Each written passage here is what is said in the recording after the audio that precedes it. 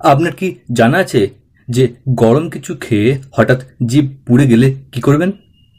চলুন জেনে নেওয়া যাক এই ভিডিওতে। তাই অবশ্যই দেখুন ভিডিওটি সম্পূর্ণ, স্কিপ না করে শেষ পর্যন্ত। তার সাথে রইল সেই আগের মতোই ছোট্ট একটি রিকোয়েস্ট, চ্যানেলটি যদি আপনি এখনো সাবস্ক্রাইব না করে রেখেছেন তাহলে নিচের সাবস্ক্রাইব লেখাটি ক্লিক করে পাশে থাকা নোটিফিকেশন বেল আইকন অন করে রাখুন এই ধরনের তথ্য আগামীতে পেতে। আর ভালো লাগলে অবশ্যই ভিডিওটি একটি লাইক দিন এবং তথ্যটি জানান অন্যদেরকে শেয়ার করার মাধ্যমে। গরম কিছু খাওয়ার সময় অসাবধানতাবশত অনেকেরই জিভ পুড়ে যায়।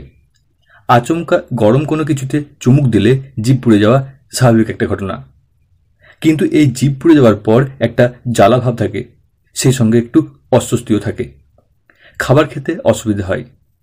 এরকম পরিস্থিতিতে প্রথমেই কি করবেন? ঠান্ডা জলে কুলি করা। জিভ পুড়ে গেলে প্রথমেই মুখে ঠান্ডা জল নিয়ে কুলি করুন, কিংবা জল মুখে নিয়ে কিছুটা সময় এমনি রেখে দিতে পারেন। বেশ কয়েকবার এরকম করুন।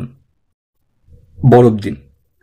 পোড়া জায়গায় সঙ্গে সঙ্গে একটু বরফ ঘষে দিতে পারলেও উপকার পাওয়া যায়। বরফ জল দিয়ে বারবার মুখ ধুতে পারেন। বরফের ছোট টুকরো নিয়ে ওই পোড়া অংশে চেপে রাখুন। মধু লাগান। মধুর মধ্যে রয়েছে অ্যান্টিব্যাকটেরিয়াল উপাদান।